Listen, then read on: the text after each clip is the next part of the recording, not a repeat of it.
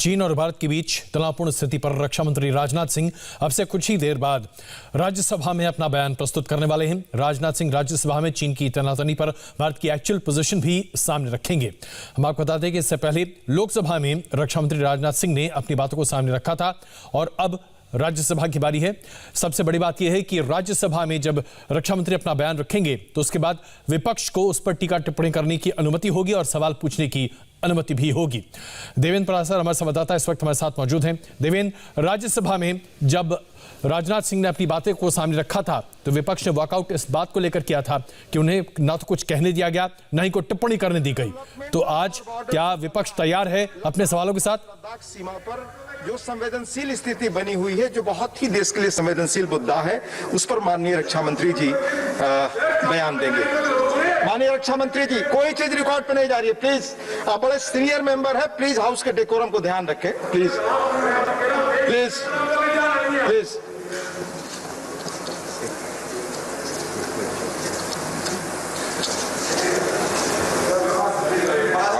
आदरणीय उपसभापति महोदय, लद्दाख की सीमाओं पर विगत कुछ महीनों में घटित घटनाओं का ब्यौरा देने के लिए सम्मानित सदस्यों के सामने मैं यहाँ पर उपस्थित हुआ हूँ।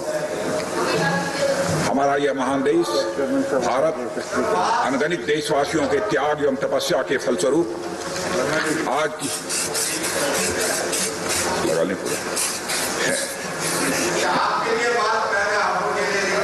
अरे भाई, सबके लिए भूल गए। एक मिनट अपने हाथ देना है, अच्छा हो गया। इसमें क्या है?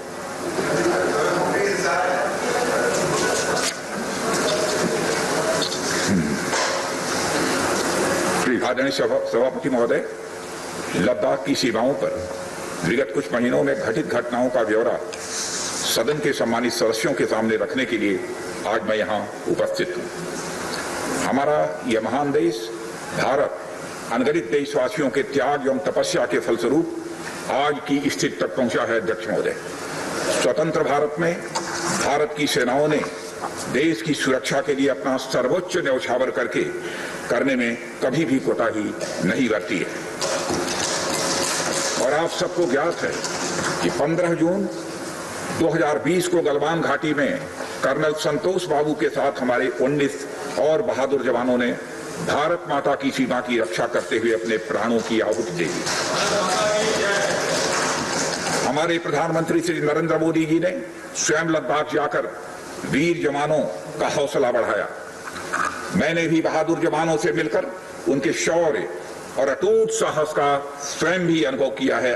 अध्यक्ष महोदय, सबसे पहले मैं संक्षेप में चाइना के साथ हमारे बाउंड्री इश्यूज के बारे में बताना चाहता हूं। जैसा कि सदन इस बात से अवगत है कि भारत एवं चाइना का सीमा का प्रश्न अभी तक अनसुलझा है। भारत और चाइना की बाउंड्री का कस्टमरी और ट्रेडिशनल अलाइनमेंट चाइना नहीं मानता है। यह सीमा रेखा वेल एस्टेब्लिश्ड भौगोलिक सिद्धांतों पर आधारित है, जिसकी पुष्टि न केवल ट्रीटीज और एग्रीमेंट्स द्वारा बल्कि हिस्टोरिक यूसेज और प्रैक्टिसेस द्वारा भी सभापति महोदय हुई है। इससे दोनों देश सदियों से अवगत हैं, जबकि चाइना यह मानता है कि बाउंड्री अभी भी औपचारिक रूप से निर्धारित नहीं है।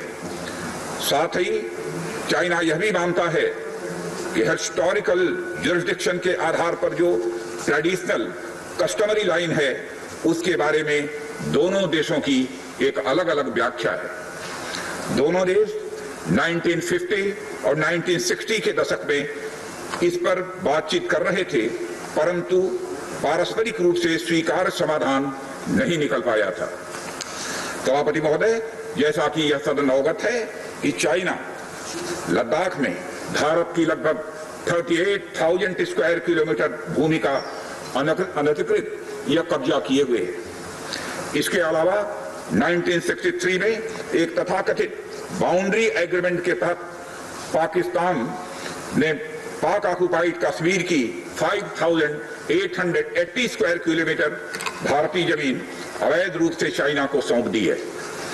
चाइना अरुणाचल प्रदेश की सीमा से लगे हुए लगभग 90,000 स्क्वायर किलोमीटर भारतीय क्षेत्र को भी अपना ही बताता है। सभापति महोदय, भारत तथा चाइना दोनों ने औपचारिक तौर पर यह माना है कि सीमा का प्रश्न एक जटिल मुद्दा है जिसके समाधान के लिए पेशेंस की आवश्यकता है तथा इस मुद्दे का फेयर, रीजनेबल और म्यूचुअली एक्सेप्टेबल समाधान शांतिपूर्ण बातचीत के द्वारा निकाला जाए। ये दोनों इस बात पर सहमत हैं। अंतरिम रूप से दोनों पक्षों ने यह मान लिया है कि सीमा पर शांति और स्थिरता बहाल रखना द्विपक्षीय संबंधों को बढ़ाने के लिए यह नितांत आवश्यक है। मैं यह भी बताना चाहता हूं सभापति महोदय कि अभी तक इंडिया चाइना के बॉर्डर एरियाज में commonly delineated line of actual control नहीं है और एलएसी को लेकर दोनों का परसेप्शन भी यह अलग अलग है। इसलिए पीस और ट्रैंक्विलिटी बहाल रखने के लिए दोनों देशों के बीच कई तरह की एग्रीमेंट्स और प्रोटोकॉल्स भी हुए हैं। इन समझौतों के तहत दोनों देशों ने यह माना है कि एलएसी पर शांति और स्थिरता बहाल रखी जाए, जिस पर एलएसी की अपनी अपनी रेस्पेक्टिव पोजीशंस और बाउंड्री क्वेश्चंस का कोई प्रभाव नहीं पड़ेगा। इस आधार पर वर्ष 1988 के बाद से दोनों देशों के बाइलेटरल रिलेशंस में काफी विकास भी हुआ है। भारत का मानना है कि बाइलेटरल रिलेशंस को विकसित किया जा सकता है तथा साथ ही साथ बाउंड्री के मुद्दे के समाधान के बारे में चर्चा भी की जा सकती है। यह हम दोनों काम कर सकते हैं, परंतु एलएसी पर पीस और ट्रैंक्विलिटी में किसी भी प्रकार की गंभीर स्थिति का बाइलेटरल रिलेशंस पर निश्चित रूप से असर पड़ेगा। यह बात भी दोनों पक्षों को अच्छी तरह समझनी चाहिए। वर्ष 1993 और 1996 के समझौते में इस बात का जिक्र है कि एलएसी के पास दोनों देश अपनी सेनाओं की संख्या कम से कम रखेंगे। समझौते में यह भी है कि जब तक बाउंड्री इशू का पूर्ण समाधान नहीं होता है तब तक एलएसी को स्ट्रिक्टली रेस्पेक्ट और एडहर किया जाएगा और उसका उल्लंघन किसी भी सूरत में नहीं किया जाएगा।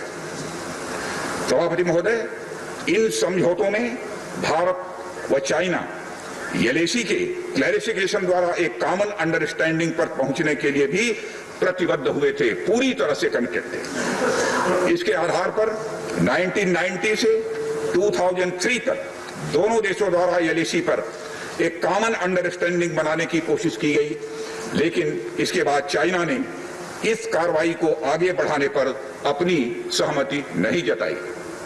इसके कारण कई जगहों पर चाइना तथा भारत के बीच एलएसी परसेप्शंस में ओवरलैप बराबर बना रहता है। इन क्षेत्रों में तथा बॉर्डर के कुछ अन्य इलाकों में दूसरे समझौतों के आधार पर दोनों की सेनाएं फेस ऑफ आदि की स्थिति का बराबर समाधान निकालती हैं, जिससे कि शांति कायम रहे।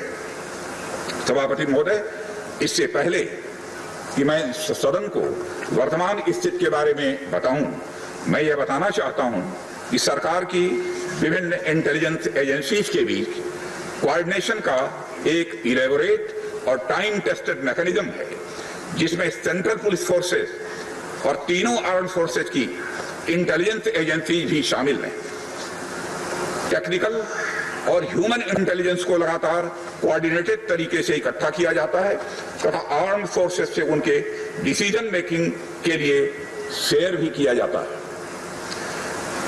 सभापति महोदय, मैं अब सदन को इस साल उत्पन्न परिस्थितियों के बारे में अवगत कराना चाहता हूं। अप्रैल माह से ईस्टर्न लद्दाख की सीमा पर चाइना ने सेनाओं की संख्या तथा उनके आर्मामेंट्स में वृद्धि की है, जिसे स्पष्ट रूप से देखा गया है। मई महीने के प्रारंभ में चाइना ने गलवान घाटी क्षेत्र में हमारी ट्रूप्स की नॉर्मल ट्रेडिशनल पेट्रोलिंग पैटर्न में व्यवधान डालना शुरू किया, जिसके कारण फेस ऑफ की स्थिति उत्पन्न हुई।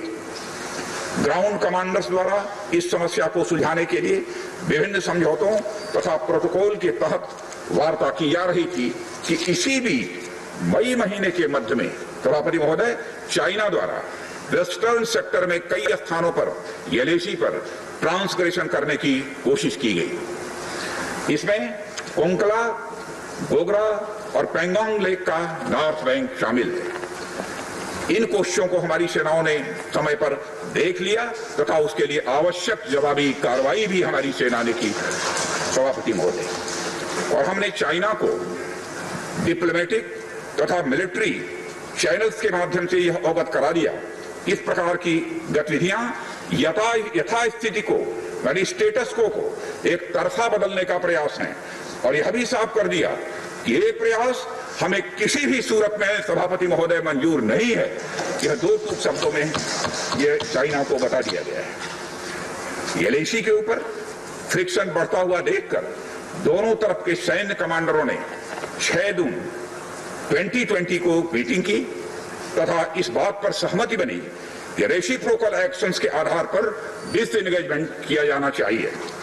दोनों पक्ष इस बात पर भी सहमत हुए कि एलएसी को माना जाएगा तथा कोई ऐसी कार्रवाई नहीं की जाएगी जिससे यथास्थिति यानी स्टेटस को बदले।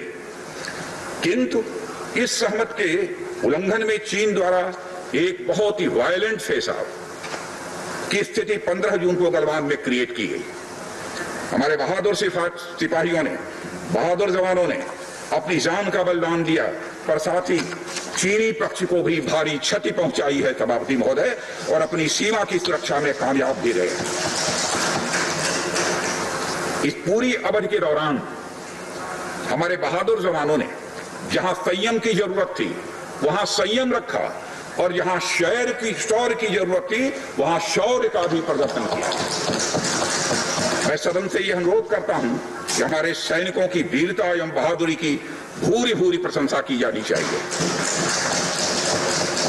हमारे बहादुर जवान अत्यंत मुश्किल परिस्थितियों में अपने अथक प्रयास से समस्त देशवासियों को सुरक्षित रखने के अपने दायित्व का निर्वहन कर रहे हैं। सभापति महोदय, एक और किसी को भी हमारी सीमा की सुरक्षा के प्रति हमारे दृढ़ निश्चय या डिटर्मिनेशन के बारे में संदेह नहीं होना चाहिए। वहीं भारत यह भी मानता है कि पड़ोसियों के साथ शांतिपूर्ण संबंधों के लिए आपसी सम्मान और संवेदनशीलता भी यह रखना आवश्यक है। चूंकि इस मौजूदा स्थिति का बातचीत के जरिए समाधान चाहते हैं, हमने चाइनीज साइड के साथ डिप्लोमेटिक और मिलिट्री एंगेजमेंट बनाए रखा है। इन डिस्कशंस में 3 की प्रिंसिपल्स हमारी अप्रोच को, सभापति महोदय, तय करते हैं। पहला, दोनों पक्ष को एलएसी का सम्मान और कड़ाई से पालन करना चाहिए। फर्स्ट। सेकंड, किसी भी पक्ष को अपनी तरफ से यथास्थिति का यानी स्टेटस को का उल्लंघन करने का प्रयास नहीं करना चाहिए। थर्ड, दोनों पक्षों के बीच सभी समझौतों और अंडरस्टैंडिंग्स का पूर्णतया पालन करना चाहिए। चाइनीज साइड की यह पोजीशन है कि स्थिति को एक जिम्मेदार ढंग से हैंडल किया जाना चाहिए और द्विपक्षीय समझौतों एवं प्रोटोकॉल के अनुसार शांति एवं स्थिरता सुनिश्चित किया जाना चाहिए। लेकिन सभापति महोदय, इसके बावजूद चीन की गतिविधियों से यह पूरी तरह से स्पष्ट है, उसकी कथनी और उसकी करनी में अंतर है। और इसका प्रमाण है कि जब डिस्कशन चल ही रहे थे, चीन की तरफ से 29 और 30 अगस्त की रात को प्रोवोकेटिव माने उकसाने वाली, भड़काने वाली सैनिक कार्रवाई की गई, तो चीन की तरफ से की गई, भारत की तरफ से नहीं की गई। जो पेंगोंग लेक के साउथ बैंक एरिया में स्टेटस को बदलने का एक चीन के द्वारा प्रयास किया गया, लेकिन एक बार फिर हमारी आर्म फोर्सेस के द्वारा, सभापति महोदय, टाइमली व फर्म एक्शंस के कारण उनके प्रयास किसी भी सूरत में सफल नहीं हो पाए। सभापति महोदय, जैसा कि उपर्युक्त घटनाक्रम से स्पष्ट है, चीन की कार्रवाई से हमारे विभिन्न द्विपक्षीय समझौतों के प्रति उसका डिसरिगार्ड दिखता है। चीन द्वारा ट्रुप्स की भारी मात्रा में तैनाती किया जाना 1993 और 1996 के समझौतों का उल्लंघन है। एलएसी का सम्मान करना और उसका कड़ाई से पालन किया जाना सीमा क्षेत्रों में शांति और सद्भाव का यह आधार है और इसे 1993 और 1996 के समझौतों में स्पष्ट रूप से स्वीकार भी किया गया है, जबकि हमारी आर्म्ड फोर्सेस इसका पूरी तरह से पालन करती हैं।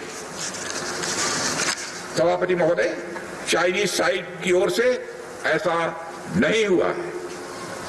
उनकी कार्रवाई के कारण एलएसी के आसपास समय समय पर फेस ऑफ और फ्रिक्शंस पैदा हुए हैं। जैसा कि मैंने पहले भी उल्लेख किया, इन समझौतों में फेस ऑफ की स्थिति से निपटने के लिए विस्तृत प्रोसीजर्स और नॉर्म्स भी निर्धारित हैं। तथापि इस वर्ष हाल की घटनाओं में चाइनीज फोर्सेस का वायलेंट कंडक्ट सभी म्यूचुअली एग्रीड नॉर्म्स का यह पूर्णतया उल्लंघन है। सभापति महोदय, अभी की स्थिति के अनुसार चाइनीज साइड ने एलएसी और अपने अंदरूनी क्षेत्रों में बड़ी संख्या में सैनिक टुकड़ियां और गोला बारूद मोबिलाइज किया हुआ है। पूर्वी लद्दाख और गोगरा, कोंकला और पेंगोंग लेक का नॉर्थ और साउथ बैंक्स पर कई फ्रिक्शन एरियाज हैं। चीन की कार्रवाई के जवाब में हमारी आर्म्ड फोर्सेस ने भी इन क्षेत्रों में उपयुक्त काउंटर डिप्लॉयमेंट्स किए हैं ताकि भारत की सीमा पूरी तरह से सुरक्षित रहे। अध्यक्ष महोदय, सदन को आश्वस्त रहना चाहिए, फिर से बात दोहराना चाहता हूं सभापति महोदय, सदन को आश्वस्त रहना चाहिए कि हमारी आर्म्ड फोर्सेस इस चुनौती का सफलता से सामना करेंगी और इसके लिए उन्हें सचमुच उन पर हमें गर्व है। अभी जो स्थिति बनी हुई है उसमें संवेदनशील ऑपरेशनल मुद्दे शामिल हैं, सेंसिटिव ऑपरेशनल इश्यूज यह शामिल है।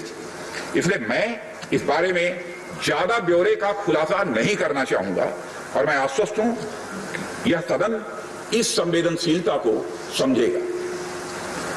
सभापति महोदय, कोविड-19 के चुनौती भरे समय में हमारी आर्म्ड फोर्सेज और आईटीबीपी का तेजी से डिप्लॉयमेंट हुआ है। उनके प्रयासों को एप्रिशिएट किए जाने की जरूरत है और यह इसलिए भी संभव हुआ है क्योंकि सरकार ने पिछले कुछ वर्षों में बॉर्डर इंफ्रास्ट्रक्चर के विकास को काफी अहमियत दी है।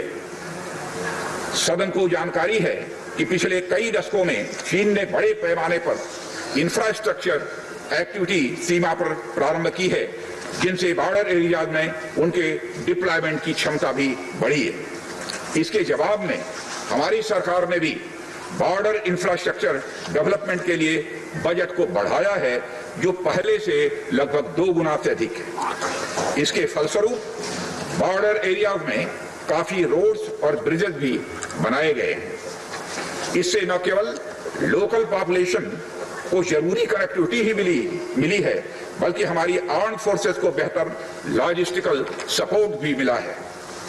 इसके कारण वे बॉर्डर एरियाज में अधिक अलर्ट रह सकते हैं और जरूरत पड़ने पर बेहतर जवाबी कार्रवाई भी कर सकते हैं। और आने वाले समय में भी सरकार इस उद्देश्य के प्रति पूरी तरह से प्रतिबद्ध रहेगी।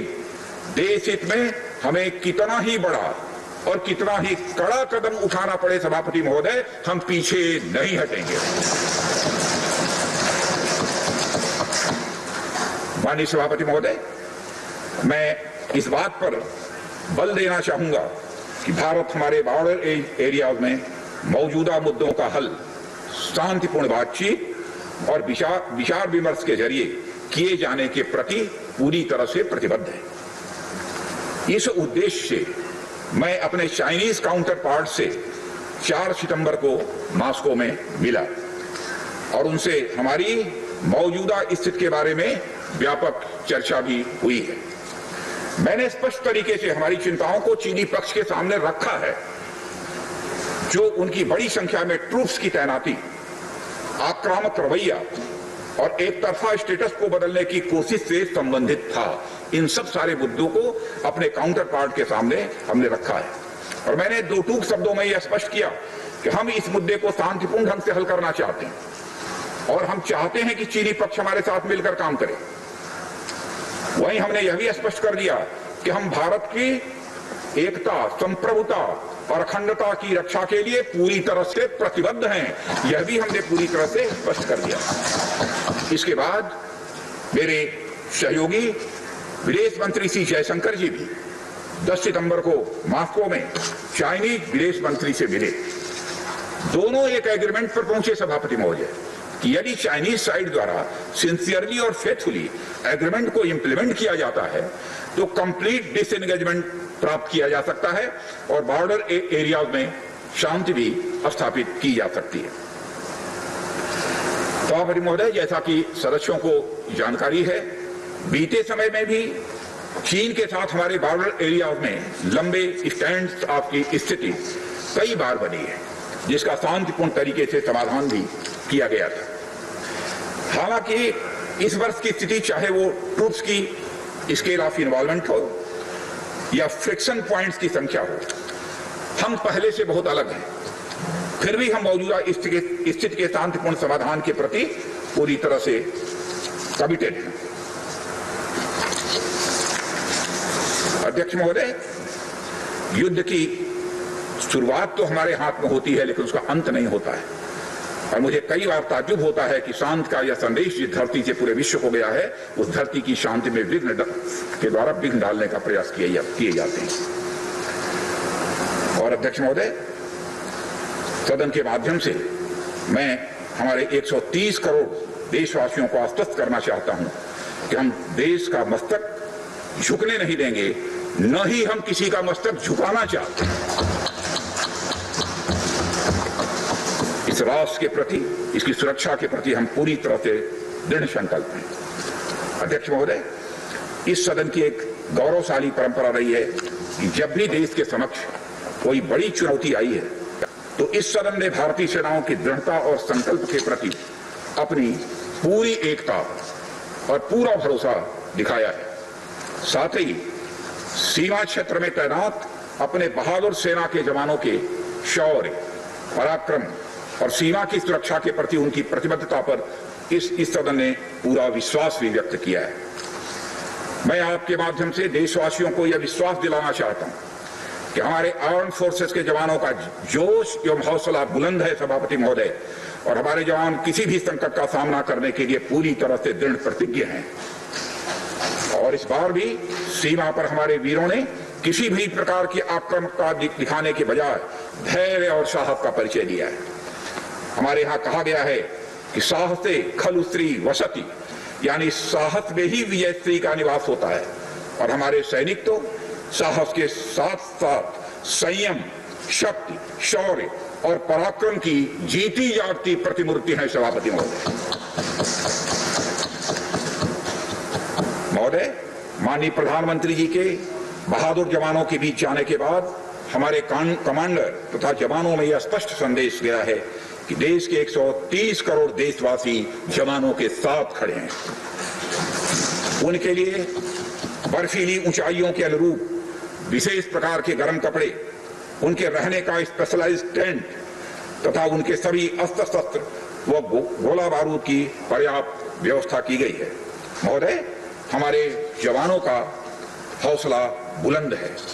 दुर्गम ऊंचाइयों पर जहां ऑक्सीजन की बराबर कमी बनी रहती है तथा तापमान भी शून्य से नीचे होता है, उनके उत्साह में कोई कमी देखने को नहीं मिलती है और वे सियाचिन, कारगिल आदि जैसी ऊंचाइयों पर अपना कर्तव्य इतने वर्षों से लगातार निभाते चले आ रहे हैं। सभापति महोदय, यह सच है कि हम लद्दाख में एक चुनौती के दौर से गुजर रहे हैं, लेकिन साथ ही मुझे पूरा भरोसा है कि हमारा देश और हमारे वीर जवान इस चुनौती पर खरे उतरेंगे।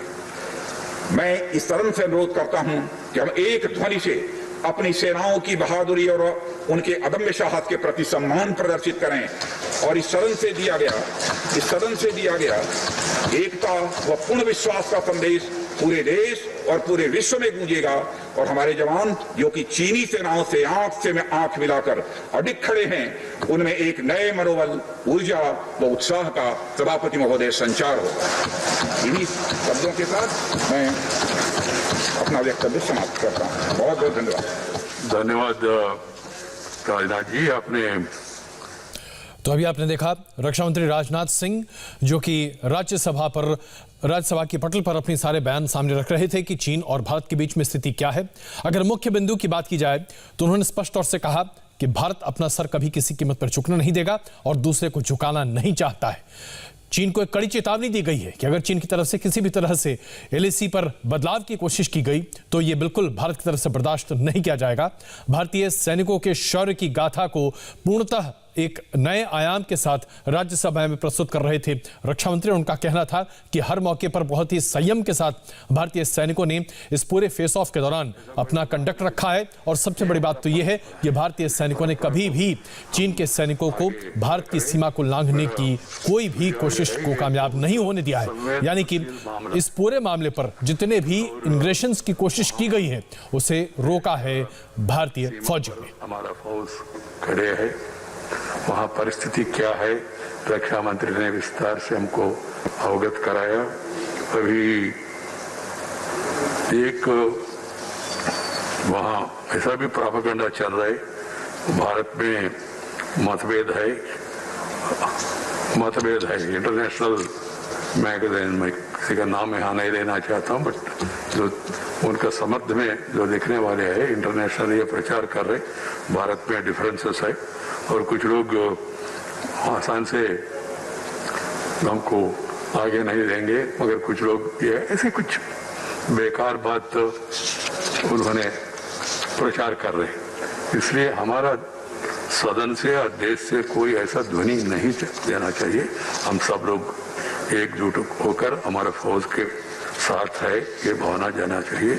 मेरा एक सुझाव है रक्षा मंत्री जी, आप उचित माने तो और भी स्थिति के बारे में कुछ जानकारी देना चाहिए तो कुछ प्रमुख लोग उनको आप एक बार अलग बुलाइए, अपना कमरे में मीटिंग करवाइए और भी कोई अधिकारी वगैरह आके भी विषय सामने रखना है तो वो भी कर दीजिए। कारण क्या है, they are all our people. Everybody is interested in country's unity and safety and security, irrespective of parties. They should also know actual position. So it will be in fitness of things if the government briefs them also, taking them into confidence. That will be an ideal situation. तो आपने देखा राजनाथ सिंह ने राज्यसभा में चीन को एक सीधा संदेश दिया है। स्पष्ट तौर से कहा गया है कि अगर हिमाकत की हिंदुस्तान की तरफ देखने की तो मुंहतोड़ जवाब दिया जाएगा। यहां पर एक छोटा सा ब्रेक लेते हैं। ब्रेक के बाद आपको बताएंगे चीन का इलाज सिर्फ और सिर्फ प्रधानमंत्री नरेंद्र मोदी के पास है।